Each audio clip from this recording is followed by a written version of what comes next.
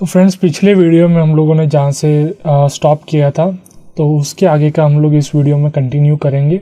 Next features पे देखते हैं कि एंड्रॉयड फीचर्स क्या है, एक्चुअल फीचर्स क्या है उसके। तो एंड्रॉयड फीचर्स में हमने देखेंगे तो फर्स्ट है ब्यूटीफुल यूआई। यूआई का फुल फॉर्म है यूज़र इंटरफेस, ठीक है। तो यूज़र इंटरफेस क्या होता है कि जैसे कि मैं आपको अभी स्लाइड दिखा रहा हूँ या आपकी स्क्रीन पे कुछ भी मैं आपको प्रेजेंट कर रहा हूँ तो आप क्यों अट्रैक्ट हो रहे हैं, क्योंकि मैंने एंड्रॉयड का आइकन रखा है, धीरे से धीरे एनिमेशंस मैंने क्रिएट किए तो आपको इंटरेस्ट डेवलप होता है कि अभी कुछ आएगा, अभी कुछ नया आएगा। सब मैंने अगर आपको एक ही सा मतलब स्क्रीन पे दिखा दिया होता तो आप कंफ्यूज हो जाते और आपको भी अच्छा नहीं लगता कि भाई क्या ये सब स्क्रीन पे इतना सारा झमेला हो गया है या कुछ पता नहीं चल रहा। तो मैं आपको एक के बाद एक क्यों समझा रहा हूँ कि आप इजीली समझ सके और आपका कॉन्सेंट्रेशन वो पर्टिकुलर थिंग पे हो, ना कि दूसरी चीज़ पे जो मैंने स्क्रीन पे दिखाई है। तो वैसे ही उसका यूज़र इंटरफेस बहुत अच्छा है कि जैसे ही कोई एप्लीकेशन ओपन करता है उसको स्टेप वाइज और अच्छी तरह से उसको गाइड करता है डेवलपर एप्लीकेशन थ्रू, और एप्लीकेशन यूज़ करने के लिए उसको अट्रैक्ट करता है। तो वो कैसे होता है कि अच्छा उसका यूज़र इंटरफेस हो, उसका यूआई अच्छा हो, उसका अट्रैक्टिव हो, कई तरह के डिज़ाइंस उसने क्रिएट किए हो जो कहीं देखी नहीं हो, कई एनिमेशंस क्रिएट किए हो। अगर आप नेक्स्ट स्क्रीन पे जाओ तो तुरंत से नेक्स्ट स्क्रीन ऐसे फटाफट आ जाती है, राइट टू लेफ्ट या जंप करके आ जाती है, बाउंस होके आती है, जैसे ऐसे बाउंस टप्पा जैसे बॉल खाता है वैसे टप्पा खा खा के आता है उसकी एप्लीकेशन। तो आपको अच्छा लगेगा कि भाई ये कैसे हो रहा है, ये अच्छा हो रहा है, और आपका भी ध्यान वहाँ पर रहेगा कि अभी क्या नया होगा, अभी क्या नया होगा। वैसे ही आपको एक अभिलाषा आपके मन में रहेगी कि अभी कुछ नया होगा, ठीक है। तो वो सब कैसे होता है ब्यूटीफुल यूआई से। तो एक उसका एक फीचर अपने कह सकते हैं कि ब्यूटीफुल यूआई एक फीचर है एंड्रॉयड का जो यूज़र को अट्रैक्ट करता है, यूज़र को ज़्यादा से ज़्यादा प्रेरित करता है अपनी एप्लीकेशंस को यूज़ करने में। फिर कनेक्टिविटी में एंड्रॉयड काफ़ी काबिल है कनेक्ट करने में डिवाइसेस को। जैसे आपने देखा होगा, आप अगर गाड़ी में जा रहे हो, ठीक है, तो एंड्रॉयड डिवाइस से इजीली आप ब्लूटूथ कनेक्ट करके आप अपना काम कर सकते हो, अपना मतलब कॉल उठा सकते हो अपने क्लाइंट से या अपने जो भी फ्रेंड्स या रिश्तेदार है उससे बात कर सकते हो। फिर म्यूज़िक सुन सकते हो, वो काफ़ी अच्छे से होता है। अगर मैं आपको बताना चाहूँ कि आप अगर यही चीज़ दूसरे ओएस में कर सकते हो तो आपको एक क्षण के लिए आपको चुप बैठ जाओगे या आप सोचोगे कि भाई ये कैसे होगा। बट एंड्रॉयड में मैं आपको बताना चाहूँ तो एक छोटा बच्चा भी कनेक्ट करके दे देगा मुझे गाड़ी में ब्लूटूथ, या एक छोटा बच्चा भी एक मोबाइल से दूसरे मोबाइल में मुझे डेटा ट्रांसफ़र करके देगा, या मैं कह सकूँ कि मेरे मोबाइल से लैपटॉप में डेटा ट्रांसफ़र करके देगा। तो ये सब होता है कनेक्टिविटी थ्रू। तो एंड्रॉयड की कनेक्टिविटी भी ज़्यादा अच्छी है और वो ज़्यादा से ज़्यादा अच्छे से कनेक्ट हो पाता है, सिग्नल पकड़ के रखता है, सिग्नल को छोड़ता नहीं है ज़्यादा कम समय के लिए, या बार बार वो सिग्नल छोड़ने नहीं लगता, वो स्ट्रेंथ उसकी मेंटेन रखता है। तो कनेक्टिविटी में भी वो अच्छा है। फिर स्टोरेज में वो SQLite डेटाबेस यूज़ करता है जो बहुत ही लाइट वेट प्रोसेस है, और SQLite डेटाबेस से आप अपना जो टेम्परेरी डेटा या परमानेंट डेटा है वो स्टोर कर सकते हो और अच्छे से उसको रिकॉल करवा सकते हो, क्योंकि डेटा काफ़ी बड़ा होता है, ठीक है। अगर हमने एप्लीकेशंस बनाते हैं तो कई मतलब GB तक गीगाबाइट जिसको बोलते हैं वो उस लिमिट तक डेटा चला जाता है, क्योंकि यूज़र्स आते रहते हैं, डेटा क्रिएट होता जाता है और डेटा बढ़ता ही रहेगा, कभी रिड्यूस नहीं होगा। तो वो बढ़ते हुए डेटा के लिए हमने को प्रोसेस भी अच्छी चाहिए जो ज़्यादा कम टाइम में या कम से कम टाइम में ज़्यादा से ज़्यादा डेटा फैच करके दे। तो वो SQLite डेटाबेस यूज़ करता है जो लाइट वेट है, मतलब जल्दी से जल्दी वो प्रोसेसिंग करके अपने को डेटा डिस्प्ले करवाता है। तो वो स्टोरेज उसका अच्छा है।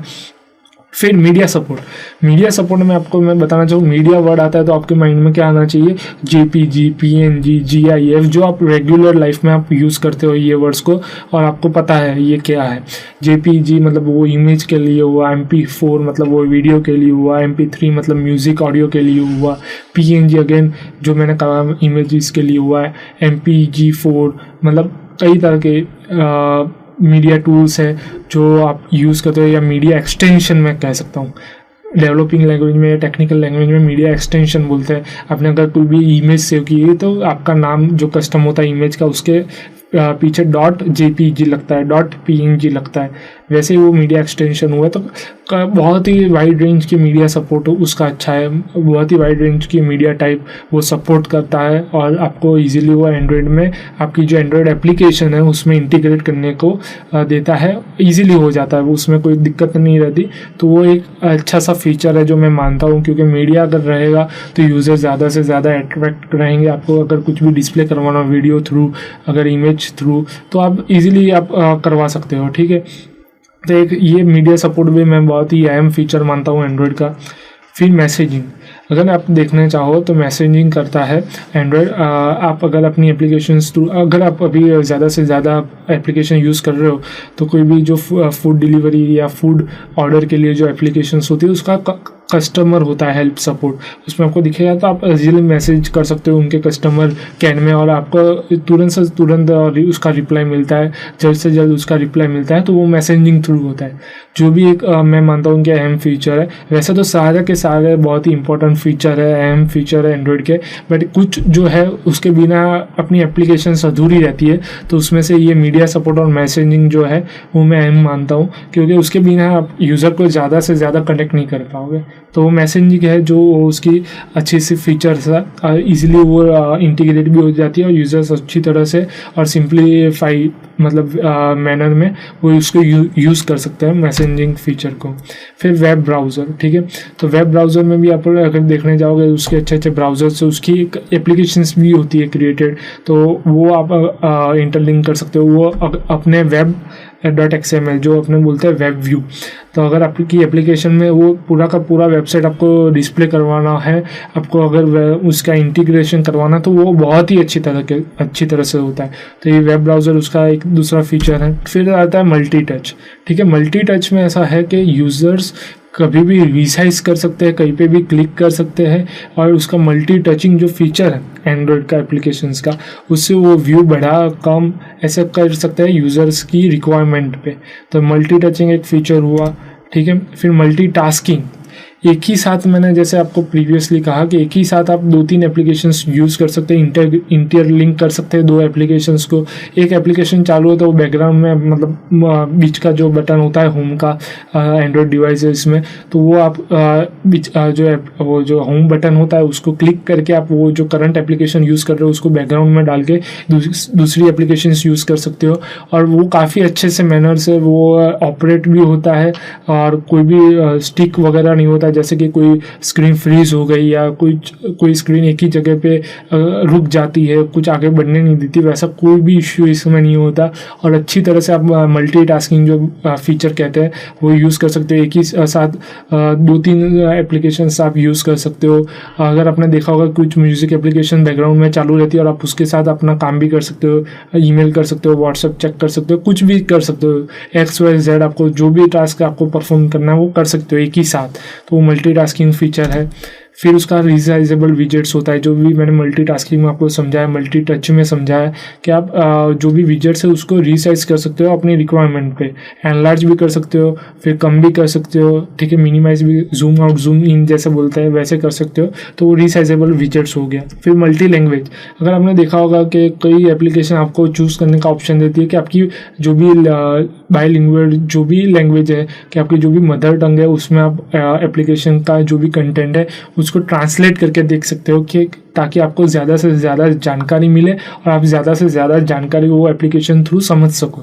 तो वो मल्टी लैंग्वेज का भी ऑप्शन देती है आपको। अगर आपको एंड्रॉयड डिवाइस का पूरा जो भी व्यू है या जो भी कंटेंट है आपको चेंज करना है दूसरी लैंग्वेज में, तो आप कर सकते हो, ईजिली कर सकते हो, आपको कुछ भी एक्स्ट्रा पे नहीं करना पड़ता, आपको सब फ्री में मिलता है, ठीक है। और जो GC हम जो कहते हैं गूगल क्लाउड मैसेजिंग, तो Google cloud messaging through developers easily message send कर सकते हैं दूसरे डिवाइस पे, और इजीली मैसेज रिसीव भी कर सकते हैं। वो गूगल क्लाउड मैसेजिंग थ्रू होता है, और उसका कोई भी प्रॉपर्टीशिप नहीं होता यूज़ करने के लिए, सिंकिंग करने के लिए, वो सब फ्री होता है गूगल क्लाउड मैसेजिंग थ्रू। फिर वाईफाई डायरेक्ट, अगर आपने देखा होगा वाईफाई डायरेक्ट में ईजिली आप वाईफाई को कनेक्ट कर सकते हो, कोई एक्स्ट्रा दिक्कत नहीं रहती, कोई सिक्योरिटी वाइज आपको आपको देखना नहीं पड़ता, सिर्फ उसकी जो अगर वाईफाई सिक्योर है वो आप यूज़ कर रहे हो तो उसका सिर्फ की डालना रहता है। और वाईफाई की जो कनेक्टिविटी है वो बहुत ही बेहतरीन होती है एंड्रॉयड में, और वो ज़्यादा से ज़्यादा आपको डेटा फैच करने को देता है, डेटा अपलोड और डेटा डाउनलोड करने को देता है, इंटरकनेक्टेड नेटवर्क यानी इंटरनेट से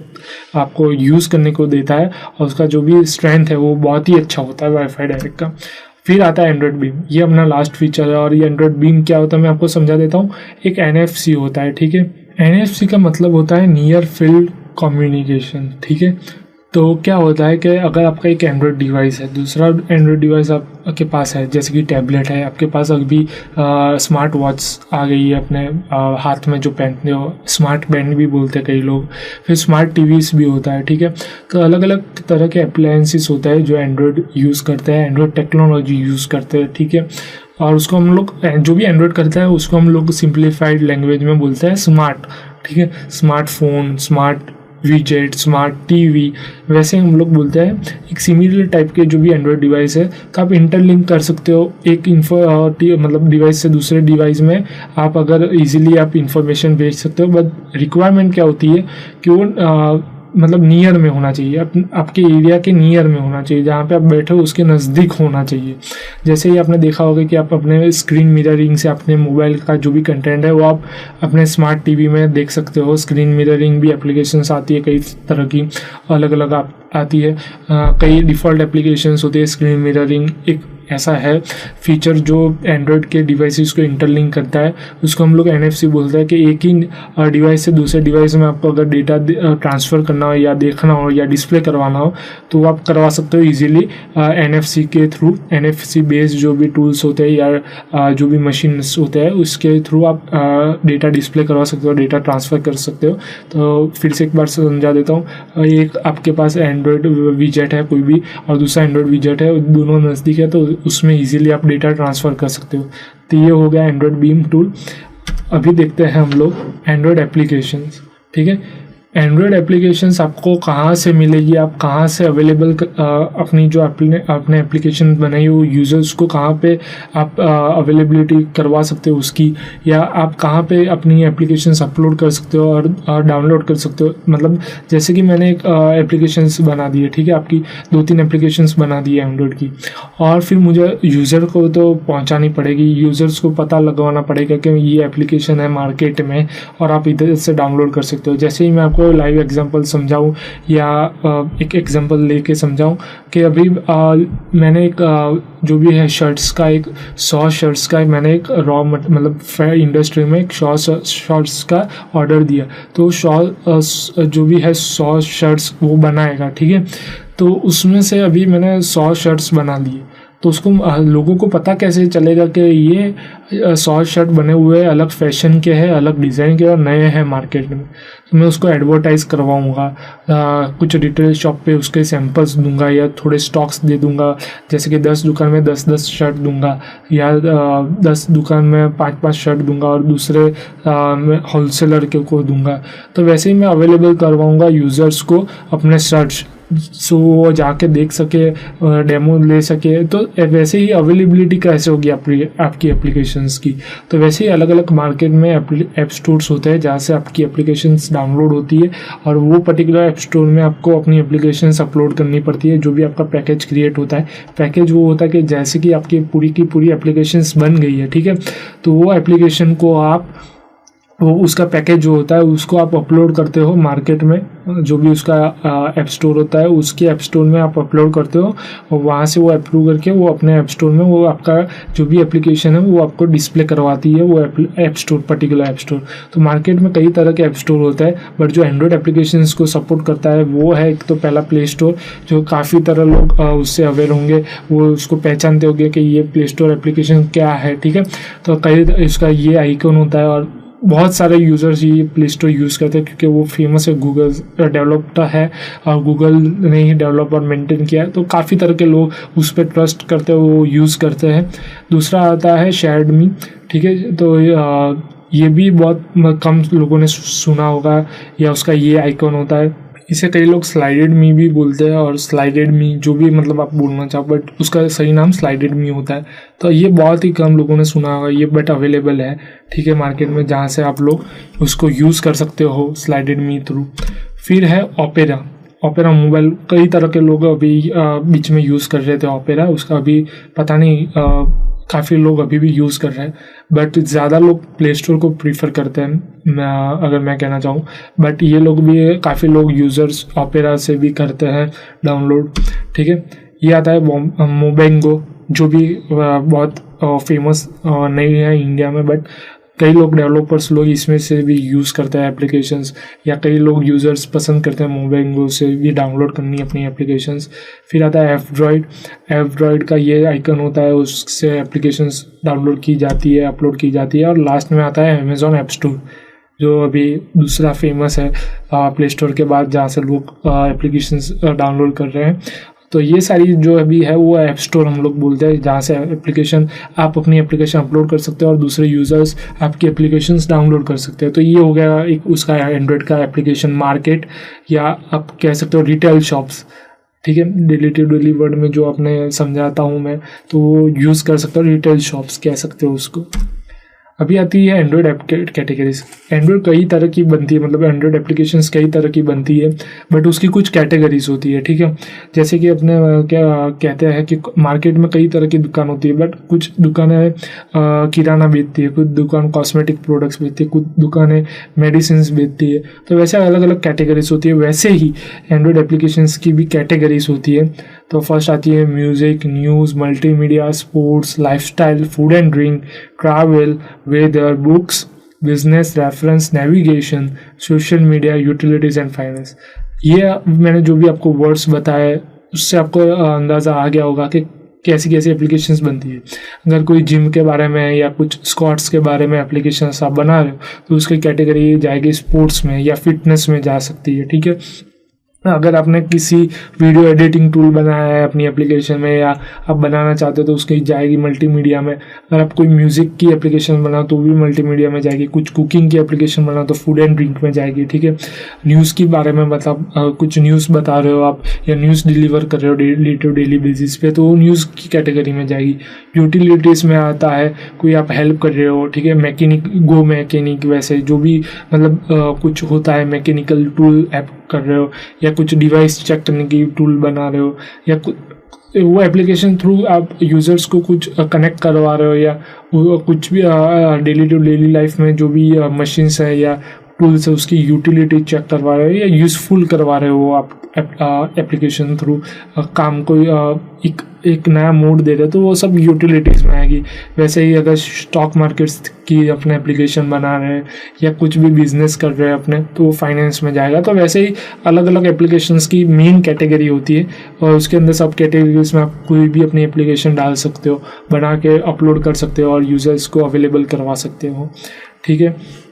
तो ये रहा अपना एंड्रॉयड ऐप कैटेगरीज। और अपना नेक्स्ट टॉपिक रहेगा एनवायरनमेंट सेटअप। तो एनवायरनमेंट एंड्रॉयड स्टूडियो का या इक्लिप्स जो भी आप यूज़ करना चाहोगे वो आप कैसे सेटअप करोगे, बट ये जो ट्यूटोरियल है हम उसमें एंड्रॉयड स्टूडियो यूज़ करेंगे और कैसे सेटअप होता है, कैसे अपने फर्स्ट प्रोग्राम बनाते हैं एंड्रॉयड स्टूडियो में और कैसे वो उसका UI दिखता है, मतलब यूज़र इंटरफेस जो मैं आपने डिस्कस किया, तो कैसे होता है वो सब एनवायरनमेंट सेटअप हम नेक्स्ट वीडियो में देखेंगे। और आपको कुछ भी डाउट हो, क्वेश्चंस हो, कंसर्न्स हो तो आप forums.learn1.com पे आपकी कंसर्न्स, क्वेरीज या क्वेश्चंस लिख के भेजिए। हम लोग पूरा ट्राई करेंगे कि आपकी जो भी कंसर्न्स, क्वेरीज या क्वेश्चंस है वो जल्द से जल्द रिजॉल्व हो जाए और आपको अपना आंसर मिल जाए। Thank you so much.